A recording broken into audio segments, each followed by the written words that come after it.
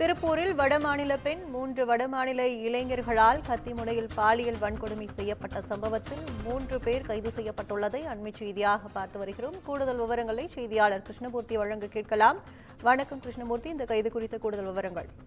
நிச்சயமாக ஒடிசா மாநிலத்தை சார்ந்த 24 வயது பெண் ஒருவர் தனது கணவருடன் கோயம்புத்தூர் பகுதியில் உள்ள தெக்கலூர் பகுதியில் உள்ள தனியார் நிறுவனத்தில் வேலைக்கு சேர வந்துள்ளார். பின்னர் அங்கு வேலை பிடிக்கவில்லை என்று அந்த தம்பதியினர் மீண்டும் தங்கள் சொந்த ஊரான ஒடிசா மாநிலம் செல்ல திருப்பூர் ரயில்வே நிலையம் வந்துள்ளனர். இந்த ரயில் நிலையத்தில் அருகில் புஷ்பா பேருந்து நிலையத்தில் நீண்ட நேரமாக காத்திருந்துள்ளனர். அப்பொழுது அங்கு அறிமுகமான பீகார் மாநிலத்தை சார்ந்த நதீம், டேனிஸ் மற்றும் முர்ஷித் என 3 வடமாநில இளைஞர்கள் அறிமுகமாகி உள்ளனர்.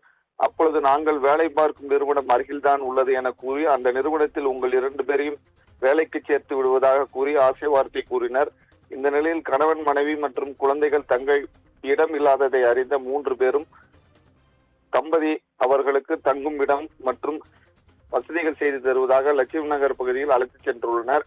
இந்த நிலையில் நேற்று முன்தினம் இரவு உணவு தயார் செய்து அனைவரும் ஒன்றாக உணவு அருந்திவிட்டு இரவு தூங்க முடிவு செய்த நிலையில் இவர்கள் 6 பேரும் ஒரே அறையில் தூங்க சென்றுள்ளனர். இந்த நிலையில் அக்கம் பக்கத்தினர் தூங்கிய நிலையில் நதீம், டேனிஸ் மற்றும் முர்ஷித் என 3 வடமாநில இளைஞர்கள் கையில் கத்தியை வைத்து பெண்ணின் கணவனை கத்தியை காட்டி மிரட்டியுள்ளனர். பின்னர் 3 பேரும் ஒருவர் மாற்றி அந்த பெண்ணை பாலியல் பலாத்காரம் செய்துள்ளனர். இந்த நிலையில் கையில் கத்தி வைத்து மிரட்டியதால் அந்த தம்பதியினர் கத்தி பேச முடியாமல் பயத்தில் உறைந்துள்ளனர்.